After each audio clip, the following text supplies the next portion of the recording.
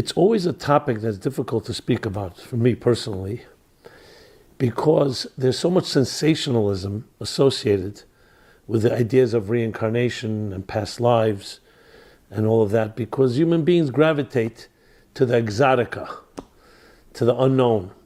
Some of us don't have control over our present lives, and we're more focused on our previous lives. And I find that often it's more an escape, a type of crutch. If I know what I was like in a previous life, maybe it explains some things about my life. But in truth, though there's much to say, it has to be approached in a much more subtle and sophisticated way. That's why I began to appreciate the line that they say about Kabbalah and mysticism. Those that say don't know, and those that know don't say. Because those that truly appreciate and understand Kabbalah and mystical teachings know that it has to be presented in a responsible way. It's not meant to be a drug or a crutch or something sensational, because then it defeats the purpose. And the one word that's important to always remember in this type of discussions is responsibility. If the teachings lead you to be a more responsible human being, more accountable, more dedicated to growth and introspection, then you know you've reached a certain level of sophistication in these discussions. If it's simply satisfying another sensational whim, and it does not lead to responsibility, and leads more to like excuses or, as I said, crutch, or avoiding the issues, then you know it's not really being studied or taught the proper way. So then, of course, this is the catch-22. Anything I say can be used against me because, as I just said, those that know don't say, and those that say don't know. So if I'll be saying I don't know, well, I'll have to leave you to determine that. But because we do live in, I would say, absurd times, so sometimes in times that are not regular times, irregular times, you have to do irregular measures.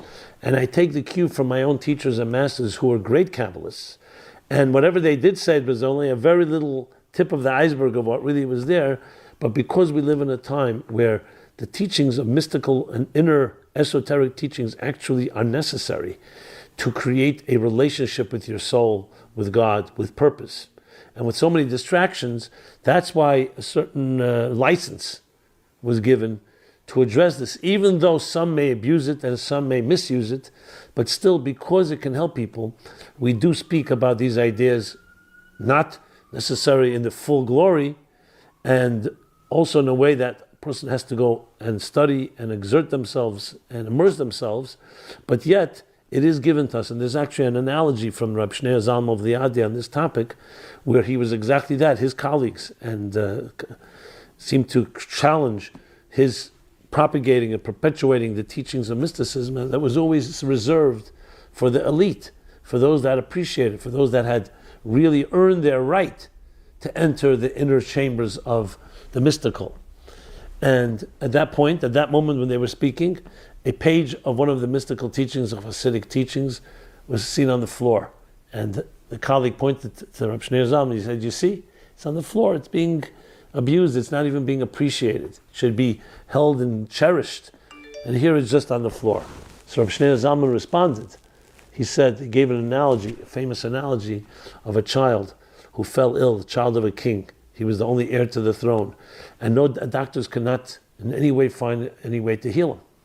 Finally, one doctor from some distant land came and said that if we take this rare stone, which is in the king's crown, it was the prime jewel, the crown jewel of the king's crown, and you crush it, means you have to destroy it, and you mix the powder with water, perhaps in the clenched teeth of the comatose child, perhaps that can be an elixir, a healing.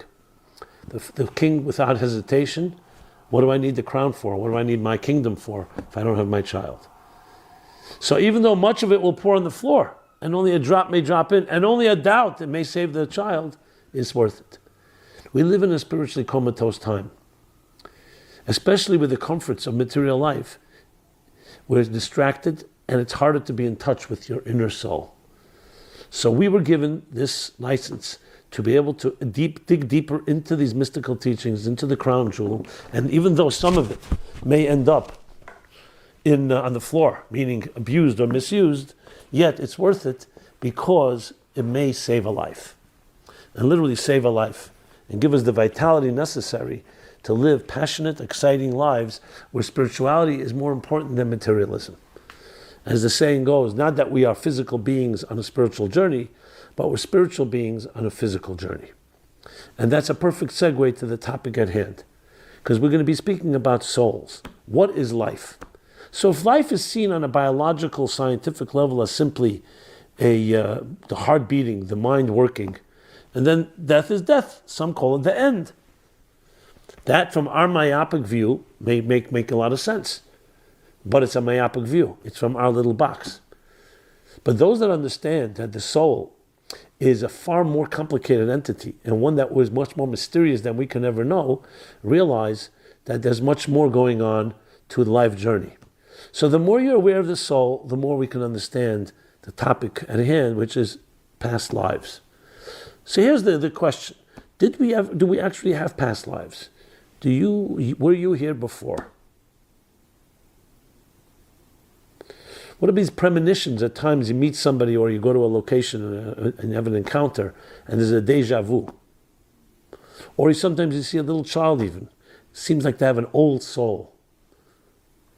There's experiences, certain resonating truths. Where does that come from? Can we even identify past lives? And what impact does it have on our lives today? These are the key questions that need to be addressed. And those are just the beginning.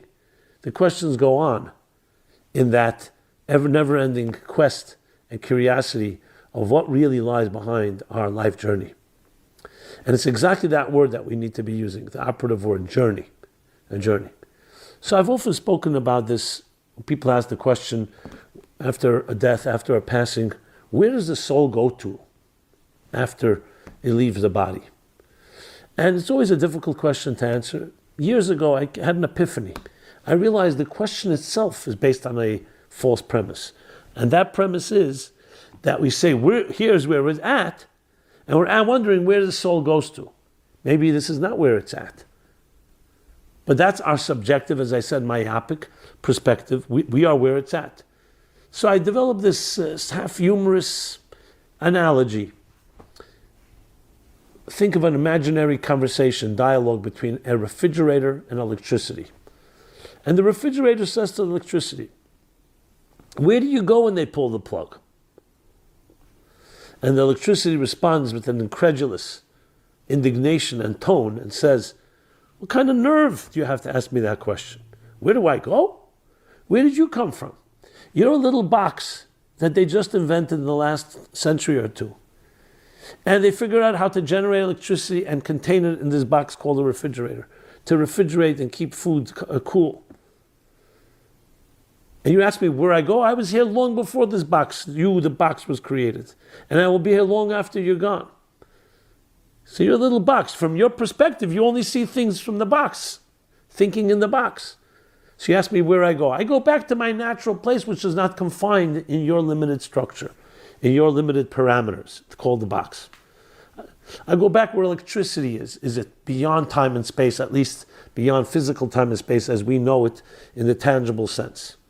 Think about it, and yes, you suddenly realize our questions are sometimes built on a premise which is a false assumption, and that is that we are the center of existence. So if something we don't see with my eyes means it's not here. Is that really true? What about love, truth, soul? What about subatomic particles? The reality is that the forces that really make the world tick are actually invisible to our eyes and to our senses. And yet we have ways to measure it. So we become trapped sometimes by the empirical proof that if you don't experience it in a tangible way with your five senses, it doesn't exist. That's a falsity. That is absolutely wrong, patently false. The analogy that I think it was Eddington who gave the analogy, Sir Arthur, was it Eddington? Yeah. He was asked the question, you're coming to all these weird conclusions, spooky conclusions from quantum mechanics, and no one has even ever seen a subatomic particle. No one's ever seen an atom, let alone a subatomic particle. And he gave the analogy of the fisherman who spread his net across the seas and gathered fish of all sorts and all species and all sizes and colors and shapes and so on, and began documenting. And then came to a conclusion. after all his research. There are no fish in the sea that are shorter than a half-inch long. Brilliant. He was about to make the big announcement before the wizards of the world, when his little daughter said to him, "Let me see the net you used." They look at the net. The net had ropes with spaces that were half-inch. So what happened to all the fish that were shorter than a half-inch long? You don't need to be a scientist to know. They fell right back into the water. So one little qualification. Yes, there are no fish in the sea shorter than a half-inch long when you use a net of half-inch spaces. But you use a net lesser than that, you'll get more fish. So it's the instrument that is flawed or limited, not the reality. You can't use your physical eyes, naked eyes, or even a microscope to see subatomic particles. You need other instruments. Like in this case, a net of that size won't work. The same thing is when we experience things that are beyond material. You need tools that are commensurate to what it is that you want to experience. Someone say, "I don't see love. I don't hear it. I can't smell it. I can't touch it. I can't taste it." Yeah, those are not the senses of love. Love can express itself through senses. But love is not defined by the senses. You need other tools. What are the tools? You need love in your heart. Love sees love. Love is touched by love. And the same is with any reality. So when you're talking about the human being, the first and most important axiom, and I'm saying it as an axiom because I don't want to spend this entire program just trying to prove the case that there is something that's beyond material. I'm assuming that. If someone has a question about that, we can talk about it another time. That there is something about life that is more than biological, heartbeat, and functional organs, the vital organs at work. That there's something that you can call the spirit, you can call the soul, you can call electricity. But it's something that changes upon death and changes upon birth. Something enters and something leaves. And yes, it is comparable to electricity and an appliance. Of course, here we're talking about a spiritual electricity. It's more than just electricity that gives off energy. Here's an electricity that also gives you personality, gives you character, gives you faculties, and defines who you are as a human being. Your body is the vehicle, but it's your soul or your spirit that is the force behind that vehicle. When you love someone, when you have a relationship with someone, who do you have a relationship with? You may love what they look like, and you may want to embrace them physically, but the connection is one that is the human connection. It's not two pieces of wood or two, God forbid, corpses having a relationship. The relationship is based on something that is not definable by sensory tools, though it can be expressed with our senses, and though the senses can have some, maybe inkling, but it's primarily defined by soul meets soul. Like a face is reflected in water, so one heart is reflected in another. I show you love, and you can feel it. And you reciprocate in kind. So the first thing to establish is that we are actually spiritual beings in a physical journey, not physical beings on a spiritual journey. And that this journey began long before we entered this world, when your soul entered your body at the moment of conception, and 9 months approximately later, the birth of becoming an independent individual, developing and growing into an adult. And upon death, the reverse happens. Soul separates from body, like electricity from an appliance, like water from a cup, like energy from a container, and the body remains lifeless and slowly will decompose. And the soul continues the journey, the same journey that it began, that was on before it entered this realm. And this realm is like the electricity contained by the refrigerator, except here, obviously it's a little more sophisticated than a refrigerator electricity, but the analogy is clear. Now here's the big question. This journey that continues on after death and continues and began long before birth, does the journey just continue? Or did the time that this electricity is spent in your body, your soul spent in your body, make a difference? The answer is it absolutely makes a difference. Because it came for a purpose. And that purpose is part of the journey. So think of the journey as in legs, several legs of the journey. There's a leg of the journey where the soul is on its own. There's a leg of the journey that the soul enters the body. And there's a leg of the journey that after the experiences in this lifetime, in this realm, in this domain, the electricity continues outside of the body and continues its journey, now impacted by what you achieved in this world or did not achieve, which we'll discuss momentarily. This journey could have also included previous lives where that same energy entered previous body, like a previous appliance, and it did whatever it did, then continued, and then reincarnated into your body. Now, what's the logic and the science behind it? It's actually makes a lot of sense. Imagine you send someone to do a job. You hire someone or you volunteer, go ahead and fulfill this and this mission. And they're off. They come back, and you know what? They fill 10% of the mission, or 90%, but not all of it. They may even have messed up, and what do? You need the job done. So you'll send either a replacement or this person again to finish the job and correct what was what the wrongs that were done. That's the science behind the soul's transmigration. In Hebrew, there's a word called gilgul. Gilgul means like a wheel, a cycle. A cycle is a part of a journey. So a soul will enter the body with a purpose. The distinct purpose is to refine that body, to refine that corner of the world you were given, allocated. In the words of the Kabbalists, to elevate the sparks of your life. That may be the food you eat, the encounters you have, the work you do, the hobbies, your travel, your vacation, your relationships, everything. We've talked about this a number of times, about everyone's allocated their sparks. Your soul is like a flame, and like a flame, it gathers sparks. And wherever you touch, you have the ability to warm and illuminate that experience, or to leave it untouched, or, unfortunately, to misuse or abuse it. So the soul has a mission. If it fulfills the complete mission, it's done its job.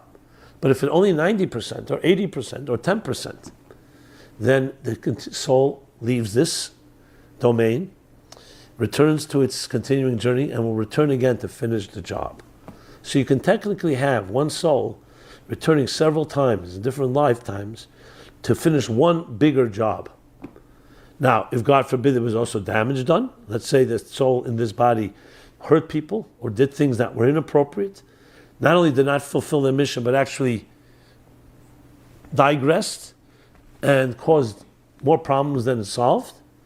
So it has to also return to fix and repair those issues. And often, it may interact with a soul that once was here, that you may have hurt in a previous lifetime, and return to reconcile, to remedy. That's the logic of it. So it's based on the concept of a soul's journey. A soul's journey is not defined by the parameters of our box. It's defined by a higher choreography.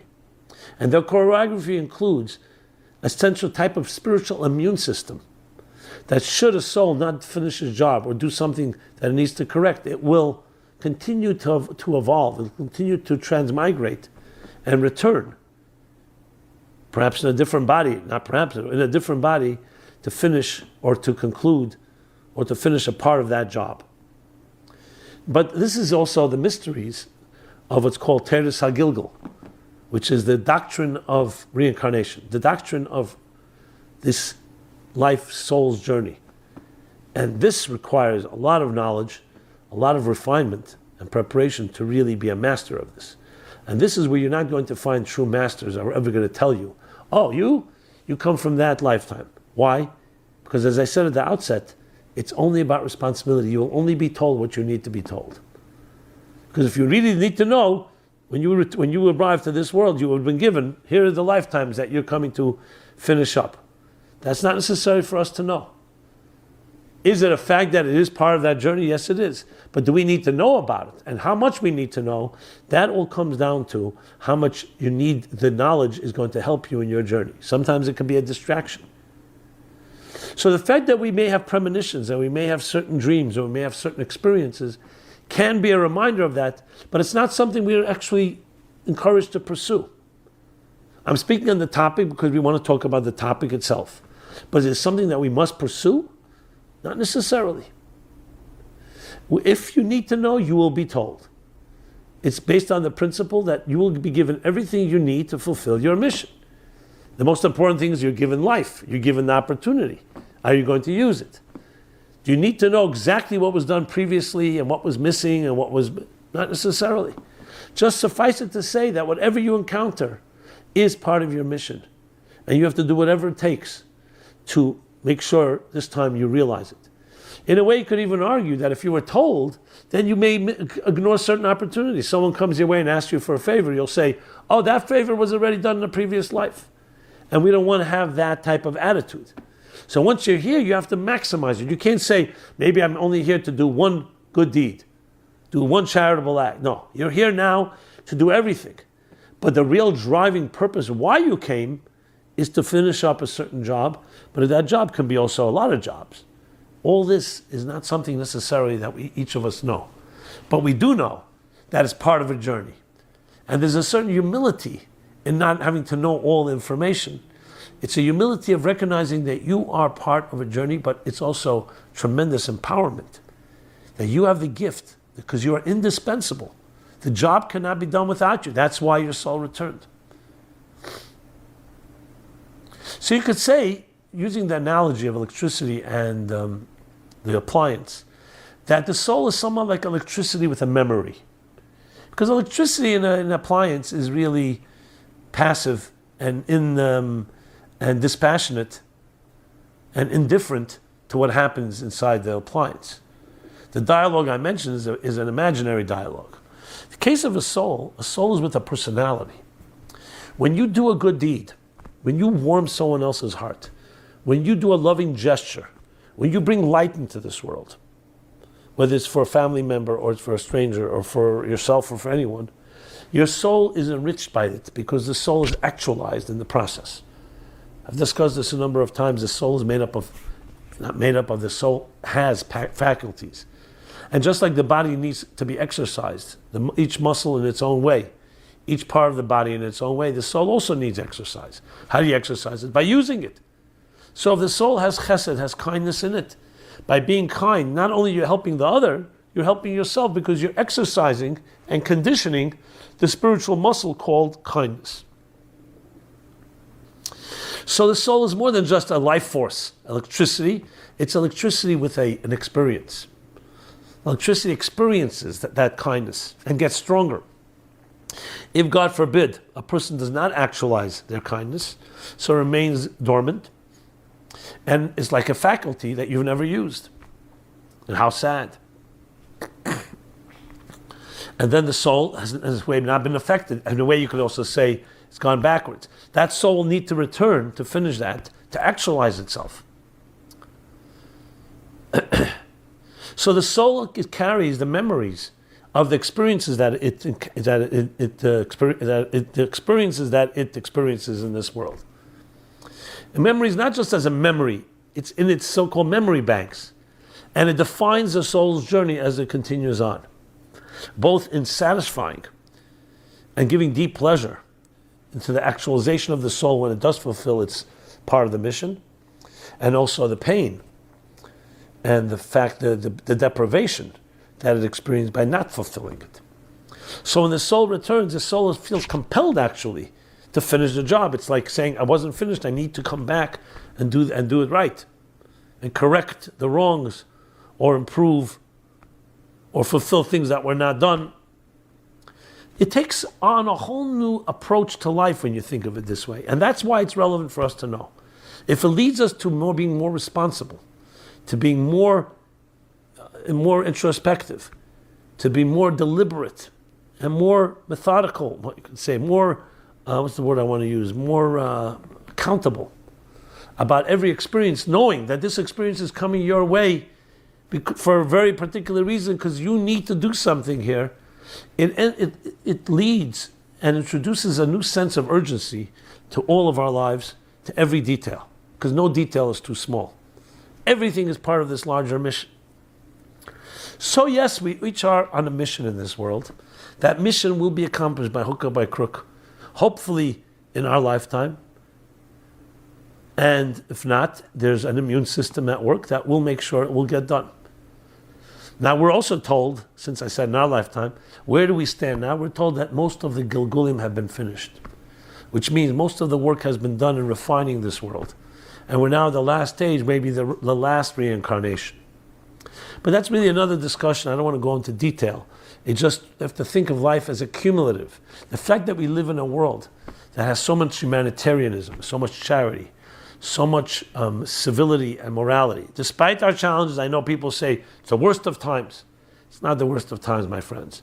Less war, less violence. In every possible statistic, it's a better world. There's still work to be done. Individuals still can be horrible to each other. But overall, collectively, the cumulative positive energy has achieved a much. And we live in a far more peaceful world, in a world where we do not have to be afraid, as we once were, of oppression and aggression and so on. Still, I didn't say don't lock your doors. There's still things to be careful of. There's still, as I said, criminals and injustices. But cumulatively, the human race has done a lot in making this a better world. We still have work to do to bring the Messiah and to bring the world to its culmination. When the mission, so to speak, is accomplished completely, then the mission will continue on in its own way, which is, again, not the scope of our discussion. But the fact of the matter is, much has been done. So we are now, in a sense, what's called sometimes finishing the last fragments, repairing the last broken fragments of the shattered containers of the world of chaos, of Tohu, in our collective and individual effort of accumulating and elevating the sparks. That's where we're at. The words of my great Rebbe, our great Rebbe, said that we already finished refining and separating the sparks. But there's still work to be done to recognize it and to actually become aware of it and be consciously living that type of higher consciousness. So we have work to be done. In his words, we have to open our eyes to see this progress and to live by it and finish. The most important final frontier is our awareness of it, that we're part of it. But I don't want to digress. I want to go back to the topic at hand. So yes, indeed, the journey of life is one that is going on for a while, and we are one leg of it. And we know only a little part of that leg, even that which we're conscious of. Look how little we know. What do we know about the human body? This 5-6 foot frame, 100, 150, 200 pounds. We'll stick to that number. What do we know of this body? So we've many advances, but there's still so much we don't know. Look at the areas of fertility, reproductive organs. Look at the brain. This brain, a little larger than the size of the palm of my hand. What do we know? We know some things, so much more to know. And that's really in the conscious experiences. How about the superconscious soul experiences? So this is not about putting us down that we know so little. It's about recognizing that there's much bigger picture here, and you have the honor to be part of the bigger picture. I feel uplifted by that. I feel uplifted that I don't know it all, and that there's a higher choreography. At the same time, it's incumbent upon us is to figure out as much as we can to make sure we live up to that higher choreography, that we do our part in creating the mosaic that is the fusion of all the different parts, all harmony within diversity, the large cosmic musical symphony that each of us contributes to. And each generation and each time they play the song, if they didn't play it completely, the soul will come back to finish the song or to correct the part of the song that it sang in the wrong way. It's so uplifting to know this. It means you are vital, you're indispensable, and you've returned in order to finish something. But it's not just a trivial finish. This finish could be a major part of it. Or even if it's not major, it's not done until you do that, until you do the finishing. So it's very uplifting and very empowering to know this relationship with our past lives. Now, someone will say, it's very intriguing, but I really am curious about a past life. I really feel that I know this person, we both deja vu, connect. Or as I mentioned before, we see certain children have like an old soul. So I would suggest we don't have to pursue finding out exactly. If you do feel that, so fine, act on it. Have a special relationship with that person. If that child is that way, communicate. Maybe you'll find insights. Be kind. Let it translate into deeper relationships. It doesn't always have to become a quest of figuring out what exact previous life was it, in what century did I live, what country, in which world. I know we're very curious, and that's what we'd like to find out. But it may not be relevant. What's most relevant is that you are aware of it and sensitive, and you're acting on it. It should make you a kinder, more compassionate person, a kinder, gentler soul, knowing that you have that connection. And interestingly, I'll take it a step further. When you have that soul awareness and you're soul conscious, soul-centric instead of body-centric, spiritual-centric instead of material-centric, you know what happens? You begin to actually open up doors to previous experiences and previous lives, because you begin to see and recognize the soul in others. And suddenly realize, we have something in common. And let's do something together.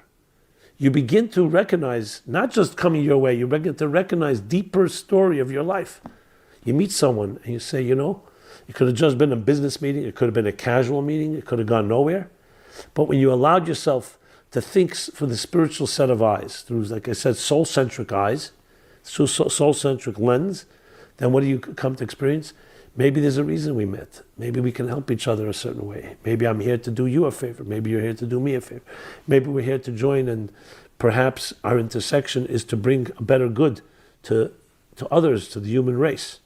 If you're constantly thinking of these type of spiritual opportunities, they come your way. And then you know what happens? You're actually connecting the dots. You're connecting tying up the threads of the reincarnative, the transmigratory journey of the soul. Now, you may not know exactly what was in a previous life, what place in the world, and what the exact details and the name of the person, but you know that you're part of it. And my connection with this person is deeper than just the here and now. So think of it this way. Every interaction you have, every person you meet, every opportunity, every location you encounter, every place you travel to, is part of your life journey. And most likely part of finishing and continuing, continuing and sometimes finishing work that was done in this location, or work that was done with this person in a previous life. So not just is it spiritually significant to have an interaction like this, a richer interaction than just a materialistic one, it actually connects and so-called cleans up and ties the knots of a larger choreography. If you think of it of a long book, a long novel, a long narrative, and the different parts of the narrative have been already told, and now you're coming and you're writing, and they're coming to the last chapter. The last chapter brings together the characters, the plot, the drama, and so on. You are doing that. So you're tying together things that were developed and led up to this moment. And when you do that, you can finish the story, the narrative, the entire narrative, not just of our lifetimes, of previous lifetimes, of previous times and places, all become connected in these last chapters that we are writing, that we are contributing to. It's a tremendous meditation, but more than meditation, it's tremendous motivation for taking on life, carpe diem, for seizing the day and not losing an opportunity, for recognizing that we're not just here to entertain ourselves and to indulge and for momentary pleasures and instant gratification. We're here to tell a story. We're here to finish the narrative, continue the narrative, complete it and finish it. That's a whole different take on life. If you live that way, with that type of consciousness, think of what it does, enriches every interaction, every experience, in ways that are even hard to imagine because we can't even expect it. It's so much of it is unexpected, but so rich. You go to a place on vacation. You think you're going on vacation, but then you keep your eyes open for the unexpected, for the unplanned. You meet somebody. You have an interesting conversation. Who knows where that will take you? And that opens up a whole new vista of horizons, of things that are outside of the box, things that are introduced that come from that spiritual side of the electricity that is beyond this box, beyond all boxes, that have been here before, that will continue their journey. And you get suddenly plugged in to this bigger picture. It's like climbing up on the mountain and now you see the bird's eye view, not just your narrow moment, your narrow space. So it changes our entire perspective on life when we understand this idea of the transmigration of souls, of your soul having been here, and what impact it has on your life. And it's not just words. This actually can transform, and I don't use that word lightly, to transform your way of looking at yourself, your relationships, and your life and all your interactions. Because then everything, from the most trivial, just commuting, going shopping, tying your shoelaces, to the most significant, and everything in between, including your work and your meals and your travels and your finances and all that, all becomes part of a larger story. Some of it we're directly aware of, and most of it we're not. And so be it. You're now on stage in this long play. I used the example of a story, a narrative, a musical composition. You're doing your part. You may not know about all the details in the previous frames, in the previous scenes of this long play, this long narrative. You may know parts of it. You may have a glimpse of it. The most important thing is it's there. And now you're coming to do your part. You're now on stage. This is your leg of the journey. This is your voice. What are you going to do with it? Are you going to squander the opportunity? Are you going to, God forbid, the opposite, ignore it, and be distracted and do something else that's not part of this deeper narrative and your calling and mission? Or, and of course that's the what we should be choosing, that you will answer the call. You will rise to the occasion. You will sing your song and songs. You will continue the marathon, the story, the narrative, the music, the play that has been playing itself out. And you will make a mark, a positive mark that you and only you can make. And in doing so, you complete the cycle. So the concept of previous lives and past experiences, their cycle was not complete. That's why we're here. Now you may wonder, are there any souls that enter this domain that have never been here before? We're told there are. There are. But it's rare. It's called a new soul, a neshama chadasha. And those souls usually come to actually introduce something new and unprecedented, something pioneering. That's why they're new. This doesn't mean when we're old souls that we're like old and used car or used. That's not what it means. It means that our role is to continue the narrative. And doesn't mean we can't contribute. Doesn't mean we don't contribute tremendous elements to it. Because we can even go beyond our own so-called calling and do even more than necessary. But there are the rare souls from time to time that arrive that have their particular mission. But that's not a matter of superior inferiority. Each of us is indispensable. That's the bottom line. And that's why we're here. It's a remarkable understanding of life when you see your life as this soul's journey, a journey that's been going on, a journey that continues to go on through you. And every moment you wake up in the morning, your contract is renewed. Your life is renewed with this mission. And of course, when I say mission is far more than just one mission. We're blessed with, hopefully, with long life, with healthy years, and we're given those strengths because the mission is complex. The mission is multifaceted. There's many elements to it, many directions, many details to it. So that is our way of looking at life. Now there are books. There's particularly the name of the Arizal. Isaac Luria has actually the great mystic that lived in the 15th century. He actually has he has a book called Sefer Gulgulim, the Book of Reincarnation. Gulgulim again means cycles. He has also a book called The Gate of Reincarnation. These are very interesting books where he actually tells the students about different reincarnations, the previous lives that they come from. But they were at a level that they could and needed to hear it, because they had reached a level that they needed to know more, because they had already earned their way by being responsible and doing their job. It wasn't just sensationalism. It wasn't sensationalism at all, I should say. Now, in the Zohar, which goes back almost 2,000 years, of the Rabbi Shimon Bar Yochai, and actually transcribed by Rabbi Abba, his student, there's in the chapter, Zohar is structured on the chapters of the Torah, on the chapter of Mishpatim, which we'll be reading in a few weeks. Eila Mishpatim, these are the laws. So it says these are the laws of Gilgulim, of reincarnation. There it's a little more cryptic, but I just wanted to say there are actual texts that talk about this at length.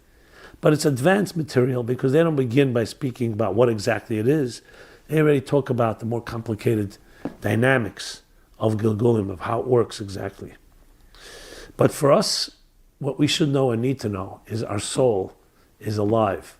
Our soul is traveling and has been traveling and continues to travel. A soul is a restless flame. It never stops traveling. Not in our lives and not before our lives and not after. And that's why we also don't call it afterlife, which suggests after. It's the continuing journey, just in a different form. So the one example you can think of it is if you think of taking water and liquid. You heat it, it turns into gas. You cool it, water. You freeze it, ice. It's the same entity in different forms. The soul continues its journey just in a different form. The lavush, the garment it has during this lifetime, its appliance is the body you know, but then it continues through other garments. It may turn from an ice liquid, which is much more a garment we can relate to a gas, which we don't fully sense or see, but we know it's there. So the soul's journey is a noble, majestic one, here going on for thousands of years, and we are merited and blessed to be part of that journey. And that's how we have to look at it. So what are you going to do with that awareness, with that knowledge? And I rest assured that the more you do, the more you act on it, the more accountable you are, the more responsible you become, and not feeding into the sensational, more lower common denominator, the more the secrets will be open for you. That's how it works. Because the secrets open up to the person who earns their way. The more you earn your way, like the Zohar says, that who can enter these higher lofty levels? Those that transform darkness into light and bitterness into sweet. So when you take this information that you learned and you utilize it and you implement it and you live up to it, new secrets will emerge in the area of soul's journey and other areas as well. Now, if that's an incentive, great. It doesn't have to be an incentive, it's just a fact of reality. And that's how it is in everything. You climb up a mountain to a new horizon, you'll see new things. It's straightforward, but you need to climb. You can't force your way up, and it can't be induced, and it can't be done through someone else. It's through your life experiences, through your life journey. I feel it a tremendous, maybe the greatest honor to be part of this type of conversation where we talk about the thing that matters most, your journey, your soul's journey. What is more important? We get so distracted. Think of our daily activities, everything we do all day. So much of it is the means to an end. So much of it is about the moment, short term. Yes, we need shelter and we need homes and we need sustenance, we need money and we need food and we need clothing and we need health. All vital. But those are means. The means to what? That your soul's journey should be able to go unfettered and travel to fulfill the mission of your soul, the mission of your life. That's what you need to ask yourself tomorrow morning, and every day, throughout the day. What is my calling? Am I living up to it? That is the operative question in this entire discussion. And as I said, it's a great, great honor to be part of this conversation, to stimulate the conversation, and to be part of the leg of your journey as we all intersect. And I feel enriched by your soul's journey as much as hopefully you get enriched as much as I get enriched, I hope. That's the mission of the Meaningful Life Center. To make those links, to tie those knots together, to tie the threads, to connect the dots, that we all begin to experience our part of telling the narrative. And we all complement each other in this process.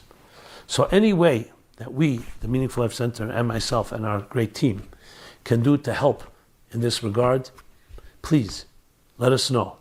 We're right now developing, and thank God we've gotten to a stage which you'll soon hear about, actually a course that talks about this precise theme. It's called Midlife Miracle, and it's about discovering your mission and calling in a very particular way. So we're excited to talk about that soon and other developing programs. Please stay in touch. We'll keep you posted. We'll update you. And please update us about your life. at meaningfullife.com. A lot of resources there. You can contact us and, of course, help support our effort in every way. It could be with your talents, with your skills, with your connections, and also financially at meaningfullife.com/sponsorship or /donate. You could sponsor a program like this or other programs in honor or memory of a loved one. May your soul have a very peaceful, but also a very uplifting and a very growthful, continuing journey that connects you with your own soul as it was in previous stages and previous legs of this life marathon of history. And may we all merit to share with each other good news, and only good news, in a revealed way. Thank you very much.